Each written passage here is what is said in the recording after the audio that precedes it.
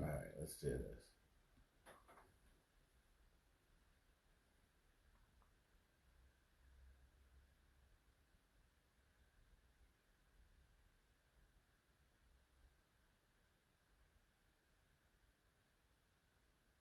That's fucking sitting in a room filled with holographic images while we crush information into powder and sniff it.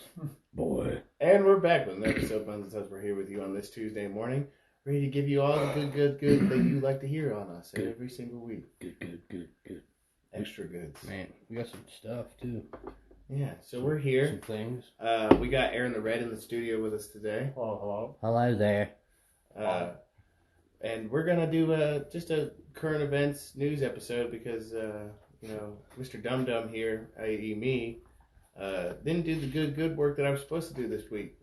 Well, listen here. I kind of did, and the further I looked into it, the more, the deeper the hole got. Yeah. So I'm going to use this time right now to call out to anybody out there that wants to be a research assistant to the Bones and Tubs podcast. Yeah. If you can find anything on the Society of Cincinnati, write us an email, bonesandtubs@gmail.com. Yeah. So that'll give you a little bit of a smattering of what we're into. Yeah. That's about as far as I went after 3 hour-and-a-half documentaries, and I got to that, and I was like, what is this fucking shit? What does it fucking mean? Yeah. So that's not the topic, but that is part of it. Do we have some housekeeping to take care of? But of course. Turn the pages. Wash your hands. Where are we? That's adrenochrome. I wondered if after I filled this book up, if we could put it online and see if people would buy it. Auction it, yeah. The Buns and Tubs notes. Look at this thing, guys. It's on the Instagram Live. I'm going to put it in front of Tubbs' face. Look at that. It's leather. Yeah. It's got words. Bound. Paper. See that? Look at it. Yeah. You get like enough to maybe buy a new house or something. Yeah. Anyway, housekeeping. God damn it. Your phone. Yeah. Who's our new patron? Do we only had one or do we have two? Oh shit. I think we just had one, right? We did the $20 shout out last week, I feel like, because we made fun of not and then Skylar. She joined as well. I could not remember if there was another one in there though. You guys should do keychains. Man. I was just thinking, I was like, man, what people would do for a keychain. Sailor said he's working on lanyards. Oh, lanyard, that would be cool too. Yeah. He's got what are those, mesh bags or something? Oh, yeah, like those drawstring bags? Yeah, that'd be cool. Hey everybody, sorry you have to witness the live stream. We are not professional. Right. I made sure to take all the notes before I got here and I forgot everything, so. Not a professional podcast. So much spam. You want to make dick fat? Buy a new supplement. Okay,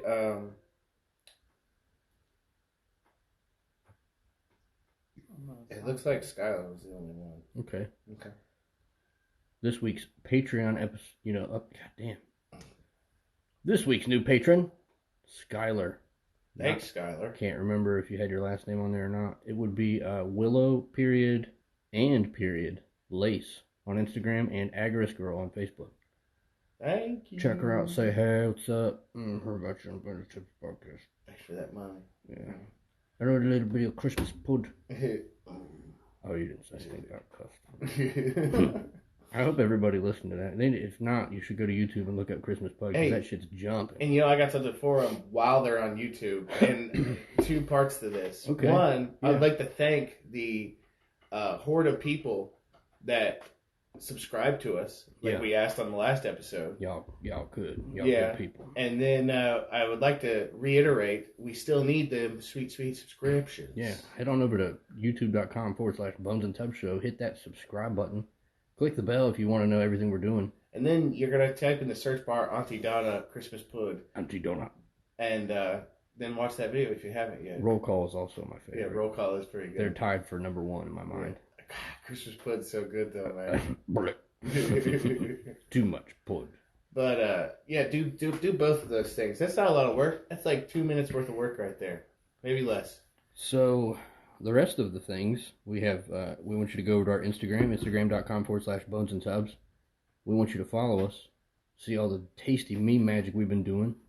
I've been doing a lot this week. What did you think of the the cat shooting laser beams in front of an infinite field of macaroni and cheese. Oh, that was awesome. I couldn't handle it.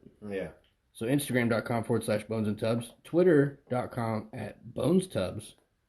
We're on Venmo @BonesandTubs. If you want to send us money that way, we would appreciate you. And the same rules apply as our Patreon.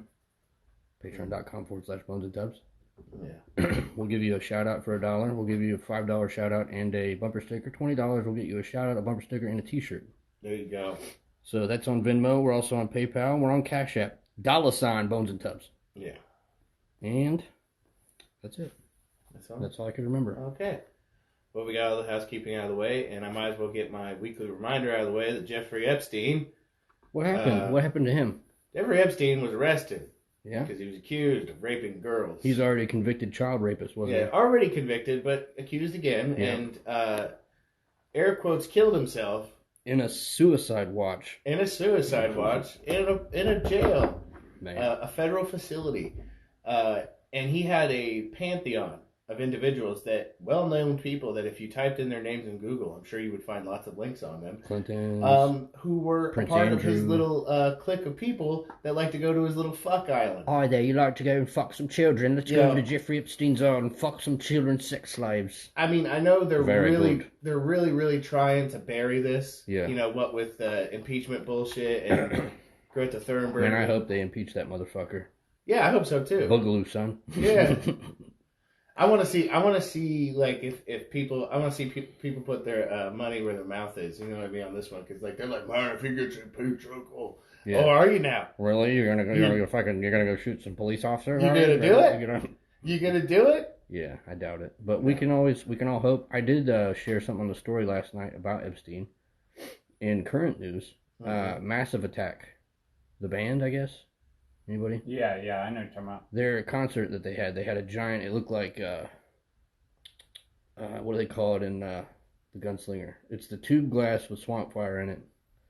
That type of glass that lights up, you know what I mean? Yeah. They had one of those displays behind them on the stage, and it said, "Who killed Epstein?" Nice. Fuck yeah. Fuck yeah. Shout out Massive Attack. I've never listened to any of your music, but I'm going to. Yes. That's cool.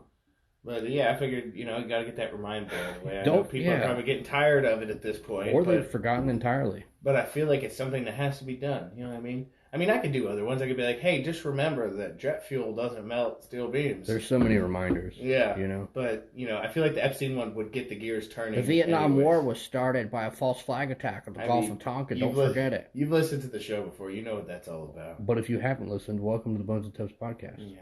So what's been going on in the news this week? I wish I could tell you. So much. What do you think? I've seen a lot of impeachment. We talked about that. They're just pounding forward with it, not sure why. They had Trump get down-dressed by some sort of representative for directly saying, like, if you impeach me, it will start a civil war. That was cool. I tell you what, it's good milk is what it is. You know what I mean? It's a good distractor.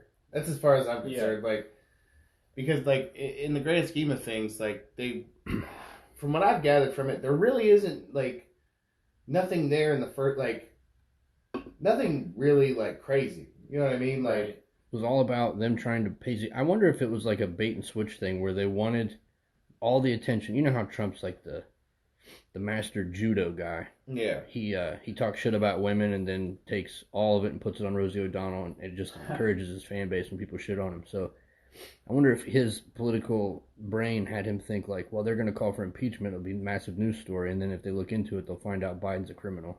Yeah. I do have a thought on this, brought to my attention by the Polish Nightmare, actually. Oh, shit. So his theory Nightmare. is that Nancy Pelosi, although being, who she is not as dumb as everybody thinks she is. She actually did this on purpose now in order to avoid the Democrats shooting themselves in the foot later during the election. So basically she's like, let's get this shit out of the way now so that way you know, nobody's like, oh, this is dumb.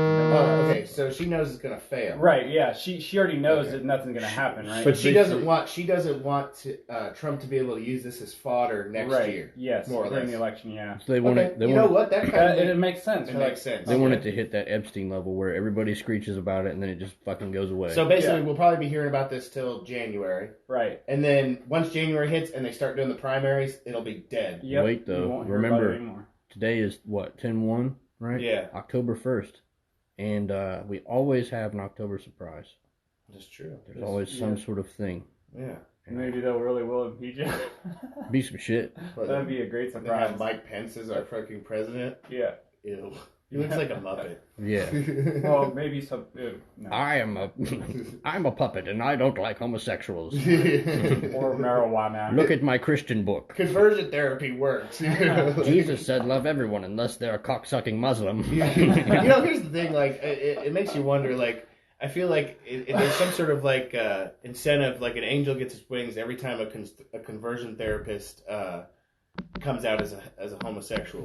You know what I mean? Yeah. Because it seems to happen quite a lot. Like, right. A guy who's been basically torturing children for the last 20 years comes out that he's gay. Yeah. There's a really good South Park episode about all that with Butters. Oh yeah, I've seen that. Yeah, that's I just Accountability Buddy. Yeah. Man. He's like, I like boys.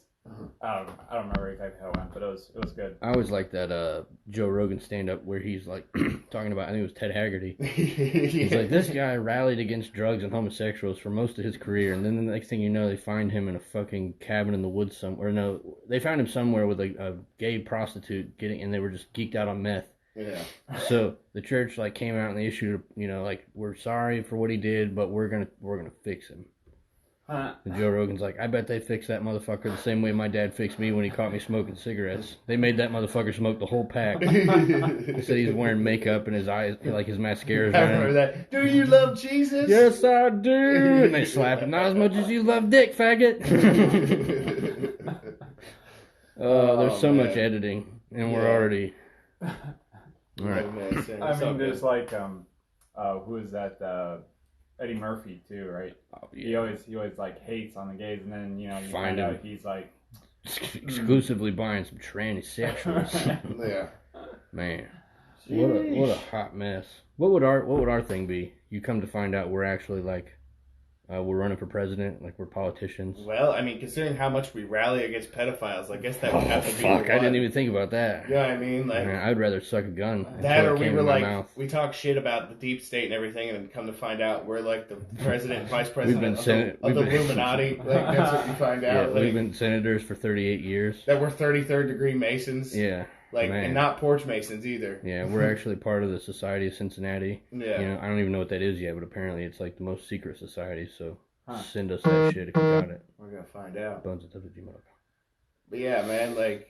I'm about to end, just real quick, I'm going to end the live stream. I'm going to upload this to the Instagram TV. We are being shadow banned on Instagram, and one of the ways that they can't shadow ban us is by putting us on IGTV. That's the only way we can get on the Explore page. So I'm going to end this, and we might be right back.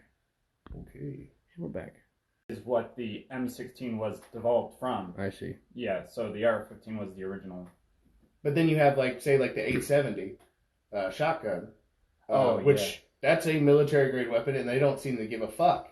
It's a shotgun. I mean, they're still using the 870 in the military. Right. It's a fucking great shotgun. Yeah, amazing shotgun. Shout out 870 that sits in the closet by my front door, I mean, think about it. Your great grandfather was rocking that motherfucker. He was blowing fucking he's blowing fucking Korean people's heads off with that thing. Yeah, like meat core, using that shit like a can opener on those helmets. I mean, they were Koreans, Vietnamese, fucking people in the Middle East. They've all had tasted the 870, and nobody seems to give a fuck that that's something you could readily buy. You could buy that, anywhere virtually. It's cheap too. Yeah, it's super cheap. Yeah, the amount of customization is crazy. Yeah, all kinds of stuff. Did you do anything to yours as far as custom? No, it's just stock right now. It's one of those youth ones. It was cheap. I was like, gotcha. Get one of them there. Fuck yeah! I got a little heat shield. Yeah. I got a side rail for some rounds. I need to get one of the ones with the bayonet lug on it and all that shit. Yeah. Stab you with my shotgun. And then pull the trigger. Can't believe he shot a scatter rifle in a room full of innocent people. He has forgotten the face of his father and should be sent west. But yeah, man, I just don't. That whole Beowulf thing. I don't see him go. He ain't going nowhere. He's such a fucking cuck. He says that shit because he knows that there are some people out there that legitimately believe what he says. For sure. But I would say he is in the minority when it comes to that. Even on the left side of things, I highly doubt they're on that buyback shit. Yeah. Like most of them, from what I hear from people who lean that side, the thing they seem to want the most, it's not confiscation. It's not even an assault weapons ban. It's more comprehensive background checks. That's what they're all about. I wish they did. And they're about the red flag laws, which I'm not about. Not at all. I wish they do a buyback, though. I saw a sweet meme the other day where, I forget what state it was, they had a buyback. And the dude, it the kid? I don't know. It was the kid? Okay, that was like East Coast state, I believe. Right? The guy, he went and, like, he made an apparatus that shoots shotgun shells. Yeah. It said, like, gun buyback, no questions asked, $200 a firearm, some shit like that. Yeah. And he took in, like, 4 wrench fucking, like, little handheld 12-gauge shooters. And they're like, I'll take my money. It costs like $8 to make one. Yeah, you made them in your garage on your bench. Somewhere I have the 3D printer plans for that 3D printed gun that somebody made. I have them somewhere on some drive before the ATF made them take it down. Nice. So it's safe. Yeah, right. Send it to us. We'll post it. I have to find it. It's on one of my external drives. We shared a CNC machine. I'm not sure if I'm saying that right. CNC, yes. Computer something. Computer something witchcraft. Yes. it's like a $2,000 piece of equipment, and it basically just generates firearms out of it. Yeah. I mean, we need to send those to Hong Kong for real. Shout out Hong Kong. Hope our stuff comes in. Speaking of Hong Kong, it's funny you mentioned Hong Kong. I want to talk about this some more. Apparently... Is it in the news? Yes. On Drudges, Hong Kong turns war zone, protester shot. Bruh. Yeah. Oh, yeah. Bruh. Tell me that's a red link. It's definitely a red link. It's the top link. Good Christ. Is it a big one? A big fat one? Oh, yeah. On drugs, like, they usually that big old thick fat one on the top. One. But is it throbbing? It feels like it's throbbing. That red color. I touched the screen and it's like kind of throbbing. Yeah, it's got that like kind of bright red fucking blood color to it. Yeah. And you see the cop fucking... Look at him, he's all angry. He's like this. Yeah. Fucking getting ready to deuce dude. Like, hey man, fuck freedom, right? Hey, if you feel a certain way about Hong Kong, I say I don't know how to get weapons in their hands, but I feel like that's something that needs to happen. What's a friendly location that's nearby? Oh, that is big and fat. Yeah. Big red and juicy. What's a friendly? Is there a friendly area in the vicinity of Hong Kong? I'm not really sure the geography. I mean, no, they're like surrounded by China. Okay, so never mind. I was gonna say we could go back in time to the what's that thing? You put the plague blankets in and launch them over the wall. Oh, you like bio warfare, like. Well, instead of using bio warfare, we would just load it with guns. Oh, okay, and catapult them. And ammunition. Yeah. Well, there's actually a video of it. Take your freedom. See, this is what's funny to me. Like, we went to Iraq, right? Yeah. And Afghanistan because we wanted their oil and precious minerals and some would say occulted artifacts, but whatever. Yeah. We tried and tried and tried to train these people with our taxpayer dollars to fight for their own country, but every time they got into a skirmish, they just dropped their guns and ran away. Yeah. I feel like if we offered the same training to Hong Kong, they would be a force not to be fucked with. Yeah. They want that freedom. Well, you gotta think they'd be like the Israel of the East if, we took all that money that we give to Israel and then gave it to Hong Kong instead. Could you imagine tiny hats in 2 locations, though? 3.5. Well, I don't want them in 2. I mean, like... I'm just saying. It's Israel. Well, do Hong Kong people wear tiny hats? Due to a contractual obligation, I have to mention at least once in an episode. Okay. So... Got it out of the way. I would say, take that money that we give to... Well, one, we give... I'd say... Afghanistan and Israel are our top 2 benefactors, right? Mm-hmm. Or not benefactors, benefactees? Is that a word? It is now. They're the purple that get our money, right? The purple. They're the purple to get our money. There's the video. Let me see this. Stay off the grass and shit. I don't know why purple made me think of that, but it definitely made me think stay off the grass. #Shayway. Shit. Right? Shoot him. Yeah. Fucking, that's not even... I thought it was a little pistol. That's a bit of a hog leg there. Yeah, he pulled out his revolver and is like, pow! Yeah. Is it comparable to Tiananmen Square, a guy getting crushed by a tank? No, not at all. No. That guy never got crushed by a tank anyways. Well, not in this reality. Yeah. The one that I came up in, he did. Okay. In the Mandela Effect reality. That's just been fucking with me here lately, man. Oh, there was one. Fuck, what was it? There was a Mandela Effect thing the other day. Oh, fucking Stacy Keach, the actor. You know who I'm talking about? Yeah. He's got a hair lip. I could have swore that motherfucker died back in like 2010. And then the other day I saw a trailer for a movie and he's in it and I was like, what the fuck? We're bringing people back to life. And there was another one too, Adrian Barbeau. I thought Adrian Barbeau died of cancer back in like 2014, 2015. What about Bob Barker? Did that shit fuck you up? No, see, that didn't fuck me up because I never remember Bob Barker dying. I thought he Bob died. Barker didn't die. I thought he died the year we graduated. No, man. No, dude, he was still on Price is Right. He was on Price is Right till like fucking what, 2010? At very least, there's something going on where they're fucking with somebody's brain. It's about to fuck me up. Listen, yeah, Stacy Keach and Adrian Barbeau, I thought both of them were dead. And then I saw a preview for something that Adrian Barbeau's and I was like, what the fuck? Like, and then Stacy Keach too. Yeah. Bob Barker's in his like 90s now, I think. Price is wrong, bitch. Yeah. But they did a documentary actually about The Price is Right that's on Netflix, I'm pretty sure. Was that's not, never mind. I'm thinking of a different show. It's about how they used to use the same prizes over and over, and there's one dude that memorized all the prices for all the prizes, and he was like shouting them out like all right. He's like, that's the price. Get him out of here. No, actually they're like, that's cool. They never picked him though. Well, it's like that guy who went on Press Your Luck and did the same thing. Like, you ever see Press Your Luck before? I've never seen that. I think they came out with a new version of it. Basically, the premise is you have 3 contestants. You answer questions, and you get points for each question you answer. And then for every right answer you get a spin on this little wheel thing, right? And there's prizes on the wheel, but there's also whammies. Whammy. Right? So they say, big money, no whammy, stop! And they push the button and it stops, right? Yeah. Okay, so this dude back in the 80s, he watched the shit out of Press Your Luck, and he figured out that there was a pattern. Like because it seemed like a random, like the lights would go onto a random box, right? Right. But in reality, it wasn't random. Well, no, it was a computer. It was a computer pattern because it's a computer algorithm. Yeah. So there's no such thing as random. So he figured out what the pattern was, and then went on the show and fucking cleaned house. Man, I bet that's like the real world equivalent of counting cards, except you fucking like. Even counting cards, you have to lose a couple hands to like figure out how to win. But like this dude fucking got it right off the rip. We have people that pay attention to this shit, but nobody can tell me what year the Federal Reserve was founded. You know what I mean? Like, what are we doing? Hey, dude just wanted money. I'm not mad at him. I get it, but god damn. Like, money, I'm sorry. Money is dead. Let us know, Bones. What year was the Federal Reserve founded? The Federal Reserve Act, I believe, was 1913. It was passed during Christmas, while most of the Congress and Senate who weren't on the take were away with family. I thought it was 1912. I don't know. Well, I'm in the, I'm in there. That ballpark. See, because 1912 I thought was when they enacted the Federal Reserve, and then in 1913... Can we Google it? Yeah. Federal Reserve Act? Excuse me. Because 1913 was the year that they initiated the 16th Amendment. I've been telling these gas station attendants all wrong when they ask me for my age as I go to buy tobacco.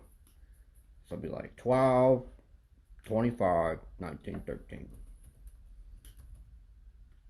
You might be right. I hope I'm right, because I hate for them to look it up and be like, this guy's a fucking idiot.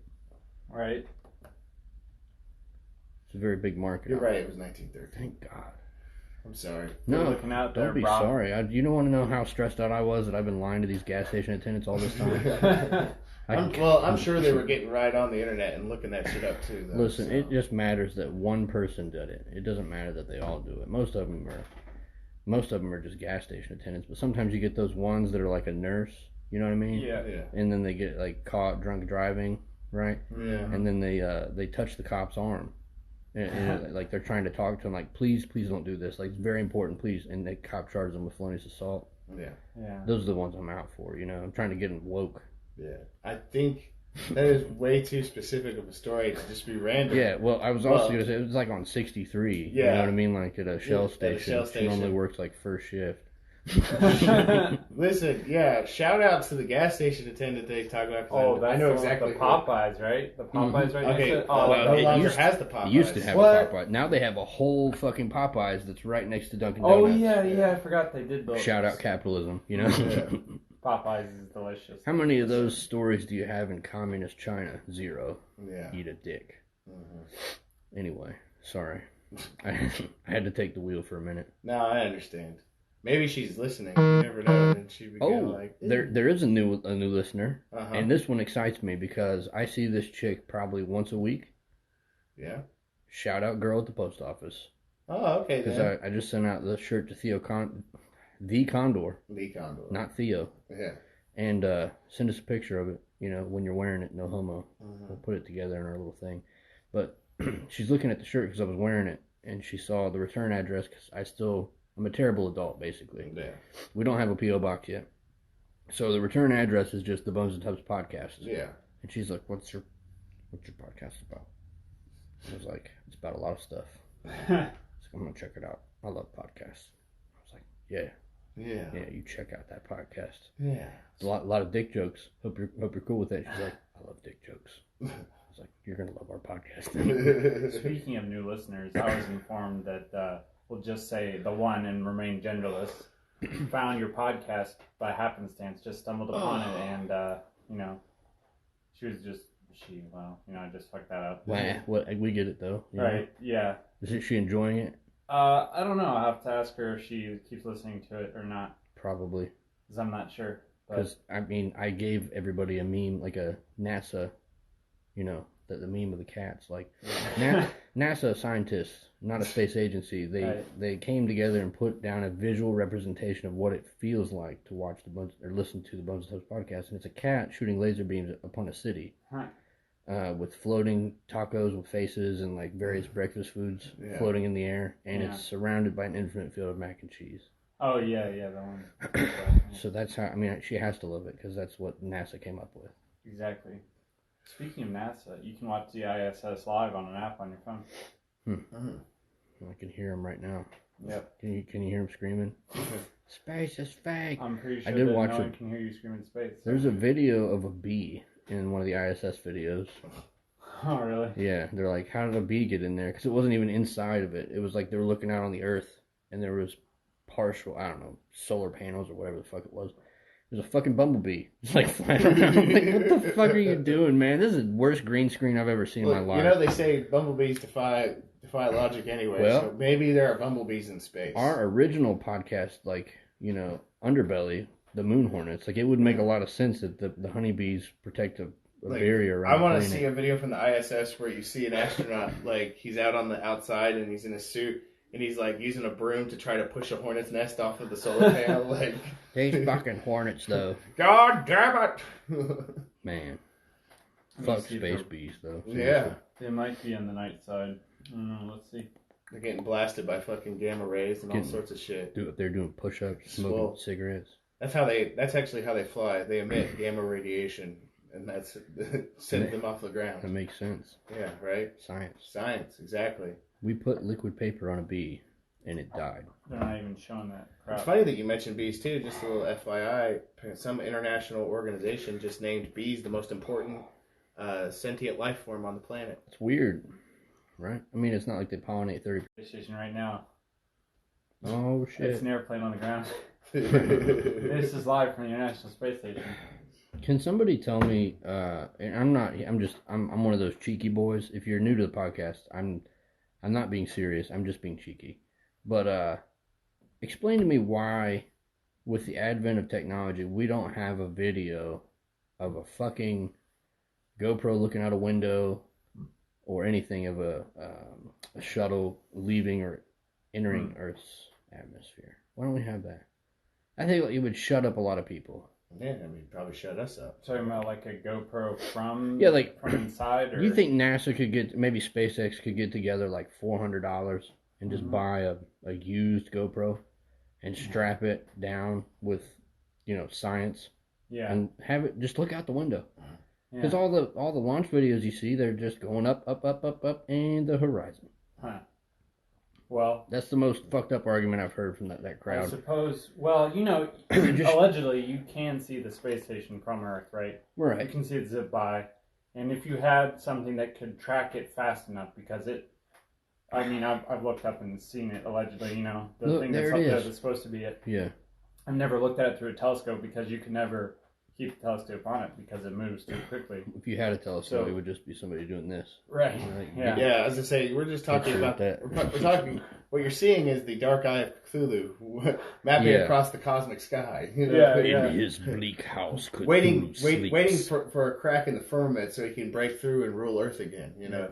So I don't know. We're all over the place, and I'm fine with it because that's what we do. It's our bread and butter. But who was I talking to? Somebody at the factory the other day. Oh, I was when I was in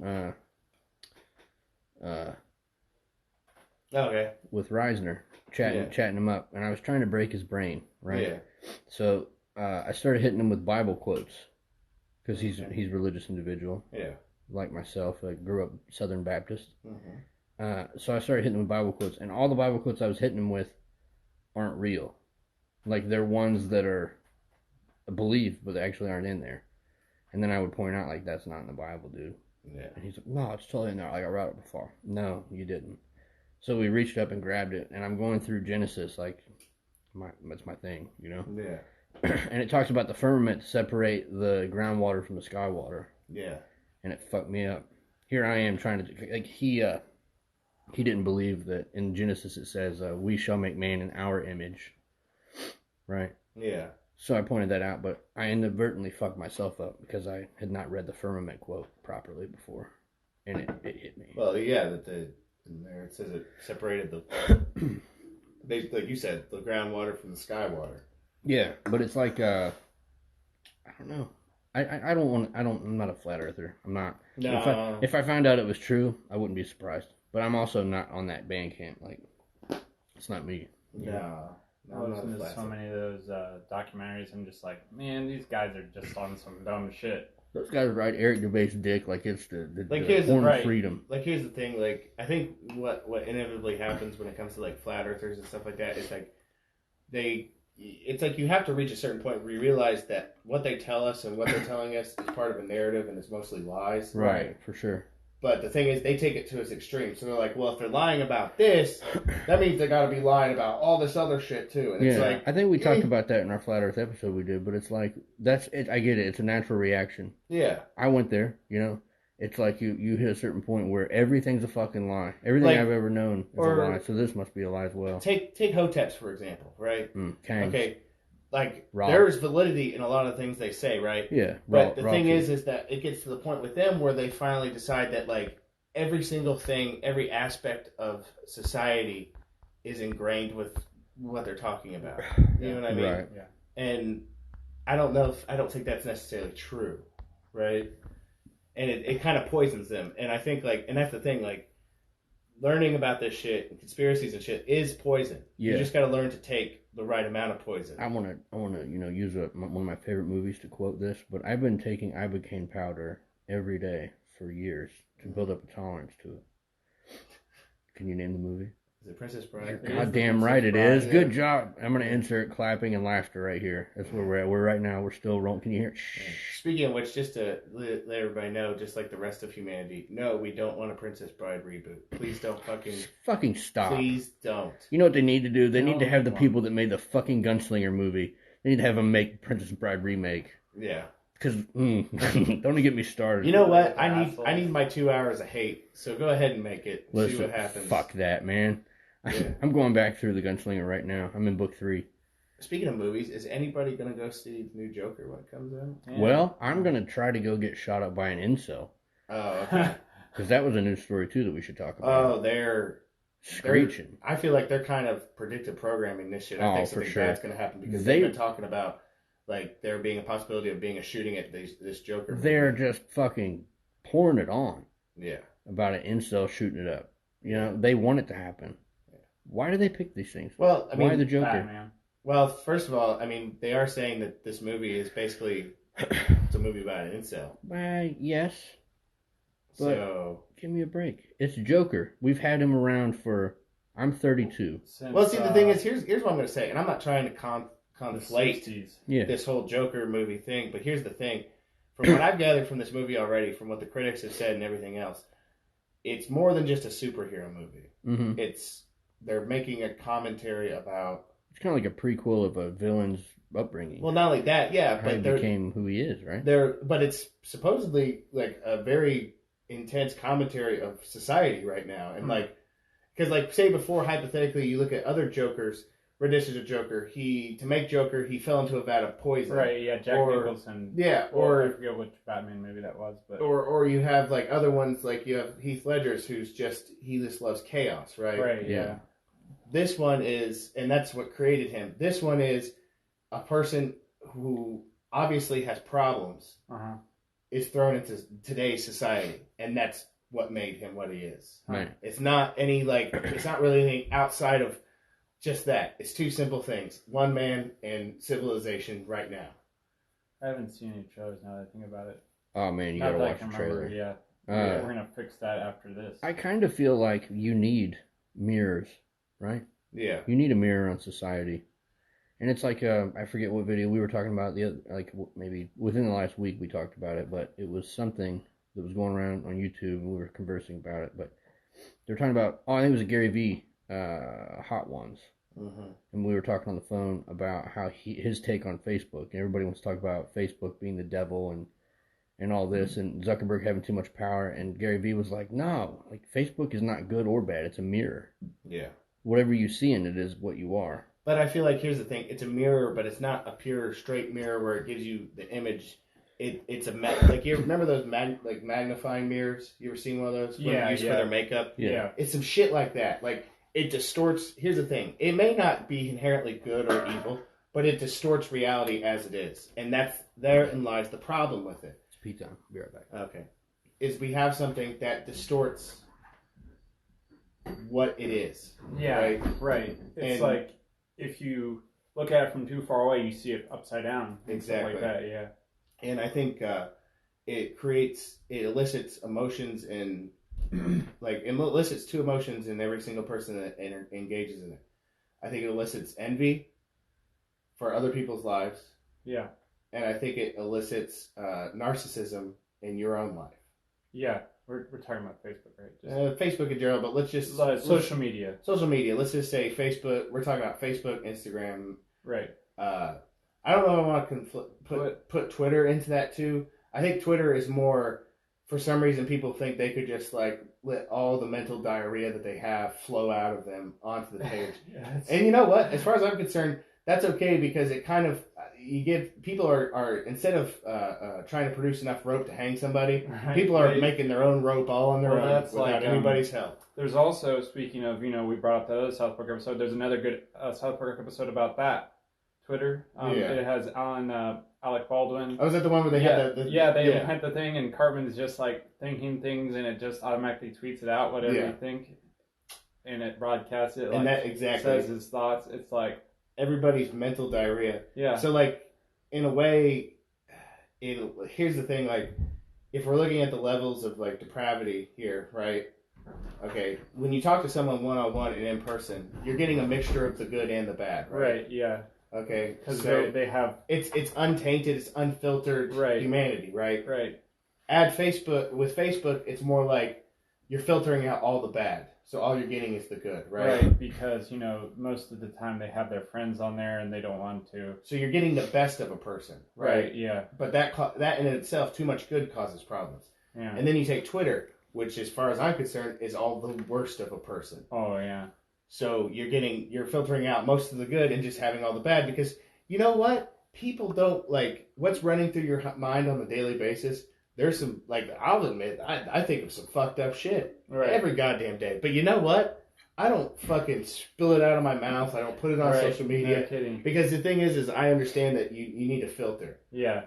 And that's how I kind of react with social media is I react with social media the same way, I would want someone who sees me on social media to think of me as the same person on there as in person. Yeah. So I'm not deceiving anybody. It is what it is. You know what I mean? But, and the thing is, so you're right. It's not good or bad. It's it's what we put into it, right? It's also whether or not what we believe. It's like the full Johari window, right? Yeah. It's every aspect. You put forward the best part of you. That's what you think everybody sees that. Yeah. But you also, everything together is everything that people don't see. Yeah. So all the shitty stuff that people call it hell and all this fucking crazy shit, it's real. Yeah.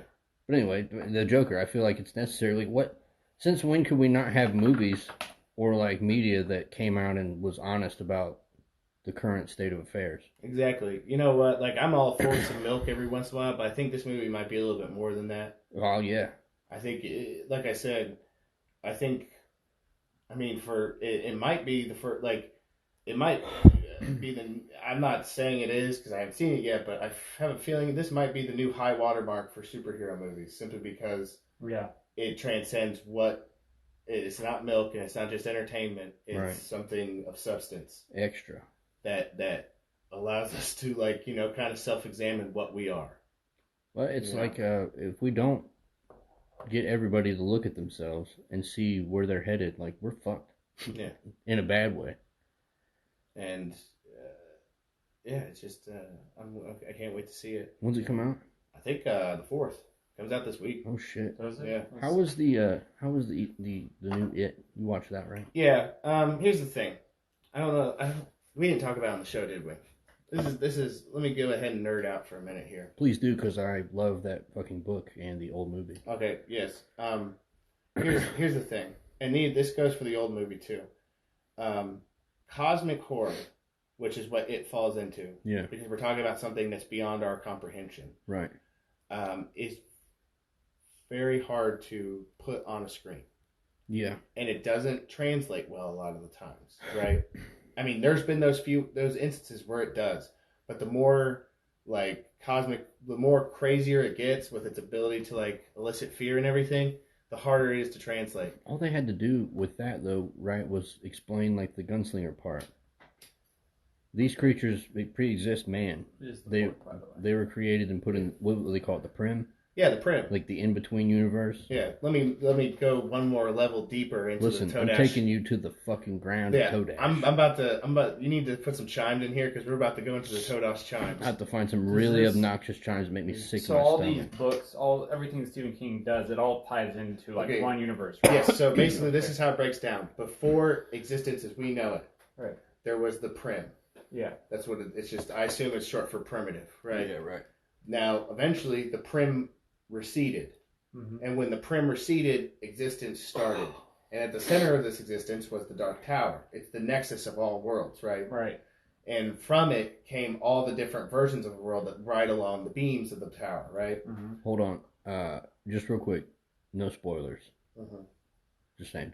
I've gotten this far into the book. So. Okay. Okay. So I know. Don't worry. I'm not going to spoil anything. Don't worry about that. We have an active listener that's getting into it. Okay. So, and see, the Prim still exists, but it exists outside of our existence, right? Right. But sometimes things from the Prim slip through. Yeah. Right. Right. It is one of them. Now, how does it slip through? Is it thinnies? Okay, so it's from the Gunslingers. Yeah. Like, so to say, you look at side by side, right? You've got the Gunslinger universe, you've got Stephen King's It universe. Mm-hmm. A thinny happened in the Stephen King universe, and that brought out It. Fuck my life. Yeah. So right. Okay, because here's the thing. Crazy. So the creatures that manage to come out of the thinnies tend to be the more powerful ones, right? Yeah. And they all tend to have the same thing going on with them, whether it be It, Bob Gray, Pennywise the Dancing Clown, whatever you want to call him. Right. Dandulo, which that doesn't give anything away. No. Or the Master Vampire from Salem's Lot. I forgot about that. Here's the thing. Those creatures, like even the vampire, they don't necessarily they're not sustained off of our flesh or our blood. Right. They're sustained off of our fear. Or they're sustained off of some other aspect of humanity, energy, right? Of some kind. Some energy of some kind. That's how they get their energy. Now, their offspring, like in the case for Salem's Lot and the Master Vampire and that, his children, the ones he creates, my children, they feast off of blood. Right. And they feast off of the flesh, right? But otherwise, they don't do what he does, right? Right. And so, back to It. Now that we've got that out of the way. Okay, it's such a complex thing, though. Exactly. So you have this thing, right? Yeah. That came from the Prim. Right. It landed in this spot in Maine. And it more or less, like, you gotta think of it, it's almost something that can't, it's like the Sarlacc pit in Star Wars. Right. It really can't move around and do all sorts of shit. It's kind of just stuck there. But that's its leaching point. That's where it feeds, right? Right. Dairy. Yeah, and it takes on any form it wants. Was that in Maine? Yeah, it's in Maine. Okay. Yeah. So it's a real place, isn't it? Oh yeah. Is it? Yeah, it's a place that he grew up or he spent some time in. Yeah. Okay. So this thing exists in this place. That's the only place it can exist, right? But it feeds off of the people that live in there in some way or another. Whether he feasts on their flesh or he feasts on fear. He said, I think they say fear is like the salt, and that's why he feeds off of children, because children. It's weird that this is like we've talked about this before with adrenochrome. Children their fears are easier to manifest than adult fears. It's the untainted energy of a child, right? Yeah. And then you cause it absolute fear. Yes. And you're drinking pure adulterated purity, I guess would be the best way to put it, right? Yeah.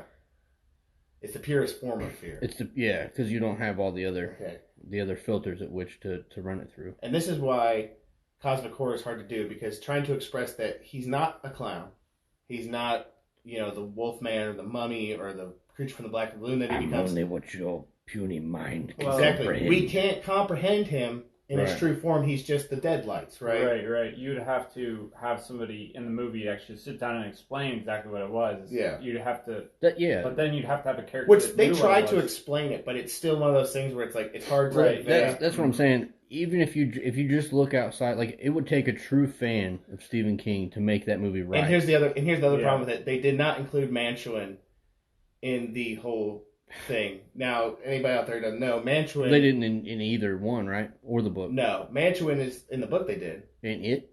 In the book, it. Yeah. They talk about Mantuan. Do they really? Mantuan's the one that gives them the ritual of Chud. I need to reread it. Yeah. Chud reminds me of.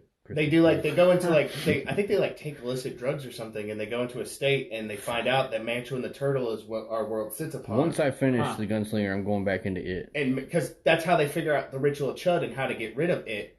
Because here's the thing. Fucking crazy. So Mantuan, you got to think of it like it is like a flea on Mantuan's back, right? Right. He can't get rid of it himself. It's so inconsequential, but he knows it's causing terror on his plane, right? Right.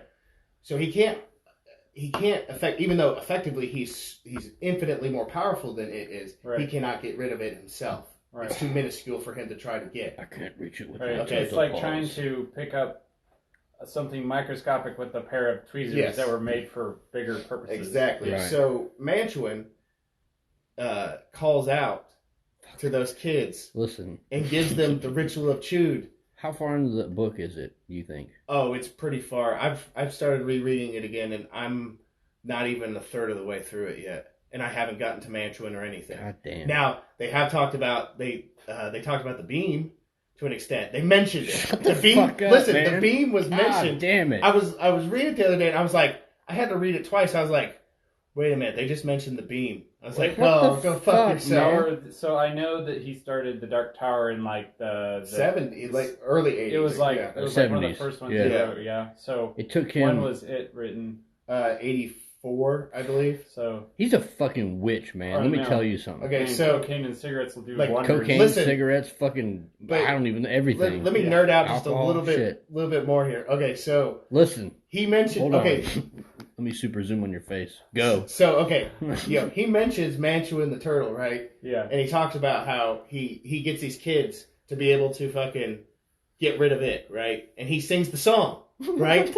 Okay, right? Why do I not remember any of this shit? I don't... Spoiler alert. Oh, shit. Hold on. Yeah. Oh, I'm going to cover my ears because I haven't heard... I haven't read any of these books, so the same song that Mantuan sings to those children... He sings to Stephen King himself to tell them. Yes. God damn it, man. Okay. That's how, and that's how Stephen King in The Dark Tower explains how he knows all this because the turtle sang it to him. And he can hear the turtle's song. Blow the back of your fucking brain out. Listen, on that man. One. What book? So you're talking about The Dark Tower. Yeah. What book was that in? Oh, you don't find that out till fifth, sixth book. Fucking spoiler alert. Yeah. But that doesn't really give anything away. No, I know. You just know that Stephen King plants himself inside the Dark Tower series. It's so fucking crazy to me. So, and that's the thing. So, can I blow your mind just a little bit more? So, if Should I zoom in, or are we good at regular profile? You're good. So, if the Dark Tower came to him through the Song of the Turtle, inevitably, because it ties all of his other universes together, all of his other stories that he's ever written came from the turtle as well. Every one of them? Every one of them. Not just the ones with the rose. No. All right, hold on. I got to take the wheel for a minute. I'm going to do a face-to-face on this Instagram live. Okay. I would like to give everybody the fucking urge right now to go on Amazon and buy the fucking Gunslinger series. Don't just buy the first book unless you're strapped. Then just buy the first book. Yeah. Unless you are, or if you're not into reading, you can always get them on Audible, which is the way I've been listening to. Yeah, Audible's great. Hold on, stop. What? I had to edit that word out the last one. Audible? We're not getting paid. The service, type of service that gives you books that are read by professional readers. That may or may not be included with your subscription to. Can we say that word? Yeah. It's Amazon. Bezos is everywhere. Yes, they are purchasable on Amazon. The audiobooks. Bezos really is the Dark Tower. He's the embodiment of the tower on this plane. I think he's the king though. Sorry, hold on. No, so he's the embodiment of the king. Okay, I can get that. I wish I had a knife to carve the eye into my forehead right now. But anyway, go to Amazon or wherever it is you buy your books. Preferably shop local because, support your neighbors. But buy the Gunslinger, read it, then buy the next book, which would be Drawing of Three. Third book. The Wastelands. Wastelands, fourth book. Wizard and Glass. One of my favorites. The best one as far as I'm concerned. Fuck yeah. Then it's the Wolves of Kala, right? Wolves of Kala, Song of Susanna, the Dark Tower. Listen, buy all those books, read them, and then if you can't handle it, like I've got a certain level of autism where I read all 7 or 8 books, and then I had to immediately go back to the first one. My second favorite book in the series, we forgot it. It's part of the series, but it's not. It's like a companion book. Wind Through the Keyhole. Oh my god. My god. Wind Through the Keyhole. How do you write? It just gave me chills talking about Wind Through the Keyhole. I fucking love that. How do you write all that shit over decades? Right? You tie it in. Listen, every single book that Stephen King has ever written. I won't even go there. Every book that Stephen King has written, if you look in it's like the front page, right? Once you open on the spine. Okay. If there's a rose on the page. If there's a rose on the spine. If there's a rose on the spine of the book, it has something to do with the Gunslinger universe. Yes. Which inevitably, though, all of his stories are connected to the Gunslinger universe. Right. So, but the ones with the rose have a direct connection with it. Here's my story. I read all of them all the way through. I immediately went back and I was like, I have to read the first one again. Yeah. Because Battle Bun, she said that she didn't have the same problem that you and I had with the first book. Yeah. A lot of people say the first book it's hard to get through. It's dry, it's hard to get through. Except the last quarter of the book. Let's say the last third of the book. Right. It starts to really pick up and you're like, oh fuck. Super good. Yeah. But to go back through it again after you've read it, Jesus fucking wept. Yeah. And apparently all of Stephen King's books, because I'm just learning shit now about the book It. Yeah. God damn. So back to the original thing, the whole cosmic horror thing. Us nerding out right now for the last 12 minutes. We had to do that. That is why it's hard to express cosmic horror in a movie. And thus is why, though Chapter 1 and I like Chapter 1 better, but Chapter 2 was good, but it's hard to convey what they're talking about, especially since they take Mantuan out of the picture, right? Yeah. Which then I think people have been scratching their heads because what's this fucking shit about a turtle and shit, man? I don't understand. Yeah, but they could have. They don't have to paint the whole story now. But they could be they could explain the prim. Yeah. Now that's not necessarily saying that cosmic horror can't be done. Right. I'll take an example. I just reread The Hellbound Heart, Clive Barker, which is what Hellraiser's based off of. Which, by the way, probably one of the best adaptations from book to film I've ever seen in my life. But Clive Barker also had in-depth, he was in that movie. When did he write that? Oh, it had to be early 80s somewhere. Or did he only write horror? Clive Barker, horror fantasy. Okay. Yeah, Weave World is really good if you like the Gunslinger. I need to read all that. Weave World's really good. So, but that's cosmic horror and it works. Yeah. But I think a lot of the reason why that it works is because the person who wrote the original stuff was actively involved with its adaptation. Right. Instead of cucking out the way King has most of his shit. He should have never let whatever. Here's the thing. You can do what you want. You can make what you want. But he should have never put his fucking name on that goddamn movie. That is the worst fucking movie I've ever seen in my life. Are you talking about The Dark Tower? The Dark Tower. By itself, it is the worst movie I've ever seen. If you are a fan of the books, it's like watching an actual abortion. Yeah. With smell-o-vision. I haven't seen the movie. I figured I'd finish reading the books and then I would watch this. I told Tubbs, I was like, man, you gotta read the books and then watch the movie. He's like, I'm not watching that movie. I'm like, I held off forever. You have to watch the movie. It is so goddamn terrible. And then I finally watched it and I was like, this is bullshit. It's fucking bullshit. They literally took 3 pages out of each book and then jacked off on them in a room full of men. You know what blows my mind about it is he said he promoted that movie and said, oh, it's great. Yeah. But he shit on okay, I get it. The Shining isn't the best adaptation ever of a book to a movie. Right. But The Shining is, at the very least, a better adaptation. The movie The Shining is a better adaptation than The Dark Tower is, bar none. Because at least the characters are all the same. The plot's mostly the same. I'd say sans the last fucking act of the film, it's the same fucking thing. To an extent. I mean, here's the thing. Once again, we're talking about a book and themes that are hard to convey on film. Yeah. When you're talking about The Shining and you're talking about what Danny's ability is, it's hard to convey that on film in a proper way. I'm thinking Dr. Sleep might cover that. They did a pretty good job with that. My thing is where you I don't know. I don't want to get too far off the Gunslinger real quick because I still got one thing to hit on that before I shut the fuck up. But The Shining, what was the documentary? Room 213. It's on Netflix. And it talks about Stanley Kubrick's basically genius level autism, where it was his World War II film. Depending on people's theories. I mean, you had theories that it was about Native American genocide, that it was about the Holocaust. Well, that documentary touches on both of them, doesn't it? Yeah, that it was about it was his Napoleon movie that he never made. Which documentary is this? Is it? I'll have to remember. Let me look at the name of it real quick because I think I might have fucked it up. It's named after the room in The Shining that the naked lady in the bathtub's in. Somehow I feel like they changed that room from 237. It's room 237. Okay. Oh, okay. Check out that documentary if you're a Stephen Kingophile.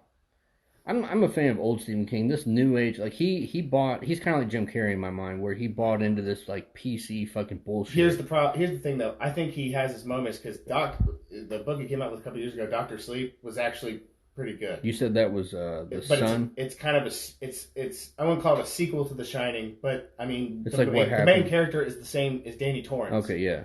So it's just Danny Torrance when he's an adult. I know I said that I would never do Instagram shoutouts during the show, but On the Ball podcast just hit it hard on the head. Mm-hmm. Behold the turtle of enormous girth.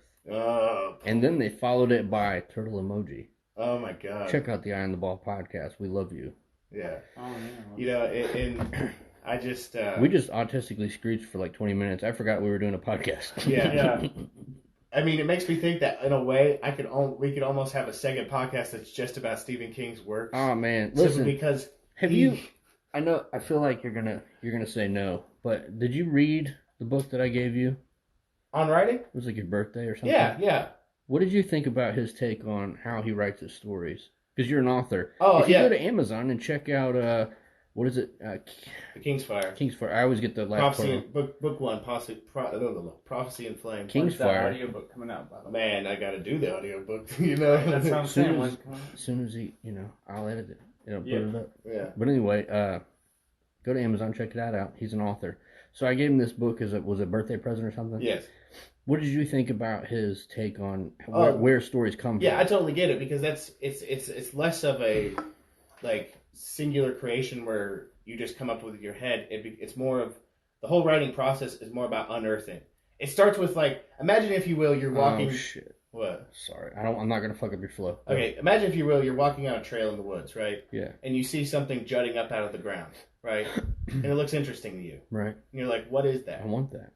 Okay, and you walk up on it and you start brushing off what it is, and you reveal more and more of it, right? Based upon your toolbox, available toolbox. Okay, you brush off more and more of the debris until something begins to emerge, right? Right. That, to me, is what writing is, because it starts with a singular, everything I've ever wrote, it starts with a singular idea, and I'm like, oh, that's interesting, let me explore that. Let me see what's underneath everything else. And that's how these stories come to me. Like, the whole of the King's Fire, which I eventually planned to being a 5-book series. Yeah. The whole thing, I had the whole series in my head in less than 2 or 3 days. I fleshed out the whole fucking... I understood... Well, that was mostly the middle details. The beginning and the end were always there. Mm-hmm.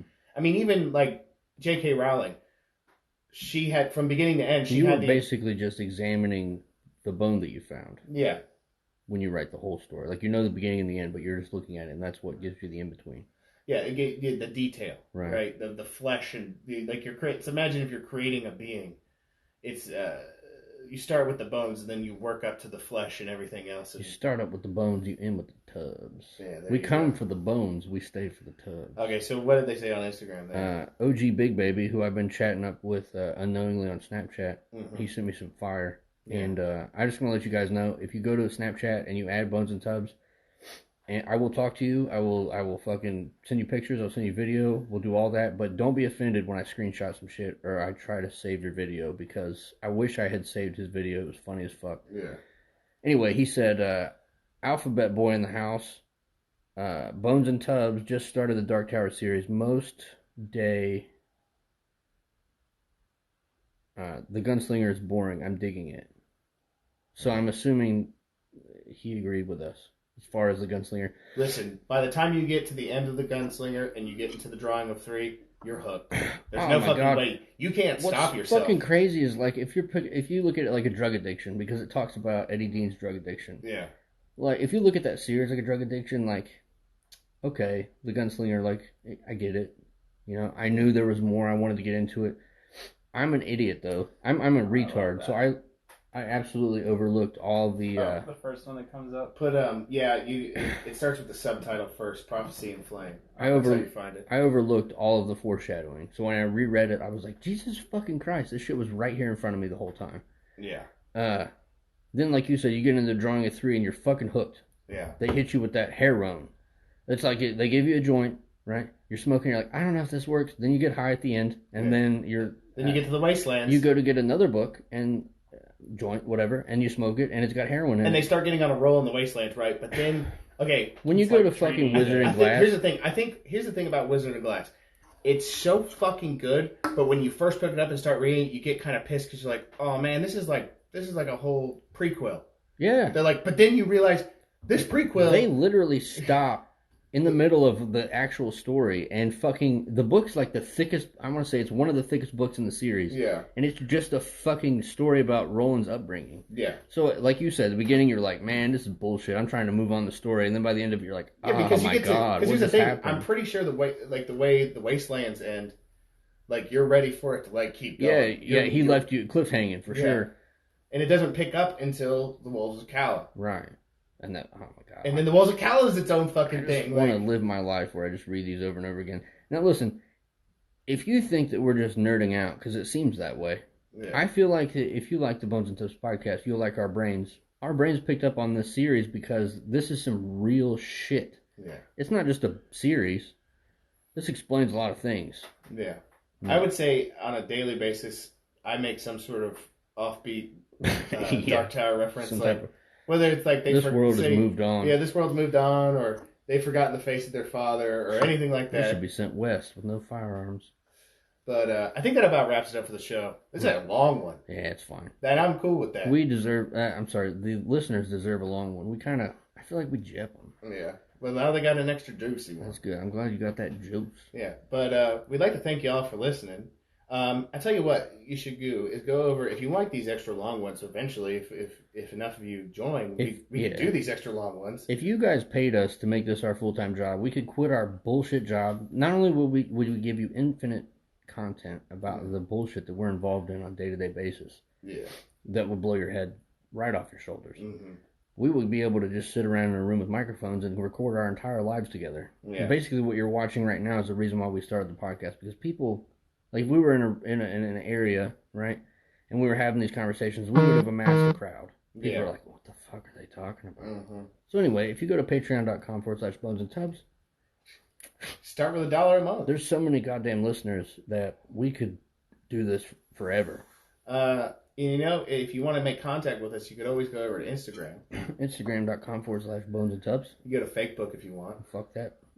fuck that at .com. They should make a VK account for Russian Facebook. Oh yeah, I've seen that. Yeah, the doctors talked about that. I just can't. I tried Duolingo to learn Russian, and the thing that fucks me up the most is the keyboard. The keyboard. Oh my god, they have a completely different alphabet. Listen, I tried to do that with Russian, and there was another language, Greek, and I was like, I can't do this. I was like, because the goddamn keyboard it's completely literally written in another language. Right. Like at least some other languages you have like a comparison. Yeah, like think about like German, for example. Right. All the alphabet's the same except there's one extra letter, and it's that weird one that looks kind of like a B. That looks like I can't remember what it's called, but it has a double S sound to it. Yeah. I know what you're talking about. But can we go through these real quick? I don't want to. Yeah. Sorry, we got. You're good. I have. Well, while you're going through that, I also have an idea for you guys for the Patreons out there. Mm-hmm. You guys could do like a 24-hour broadcast. Oh my god, I would totally do that. That's right out of Alex Jones's life. Yeah, like alcohol, pizza, whatever. Heroin. I mean, not until we're free of our fucking slave wage job. But anyway, right. But that would be a great idea. Yeah, for sure. We need to change a lot of the tier things too. We need to get with Sailor at Infidel Custom. Yeah. Shout out Infidel Custom, and get some of those drawstring bags, some of those lanyards. Yeah. Anyway, back to the Instagram live comments. We're gonna go through these real quick, and then we'll give our outro. Washington Margit, I am singing some Volks music from Austria. LOL, smiley face. Volk, yes, Volks. Okay, I'm retarded. People's music. Yes, so I'm glad. People's music. Yeah. The People's Wagen. Volk music. Yes. Eye on the Ball podcast gave us a kissy emoji. Right back at you, my motherfucking neighbor. J Vest, heart eyes. We love you. Eye on the Ball podcast said, Owen Benjamin's take on The Princess Bride is golden. Okay. I'm not sure what that means, but I will check it out. The vampire that feeds on Roland's laughter, a Joker reference? Maybe.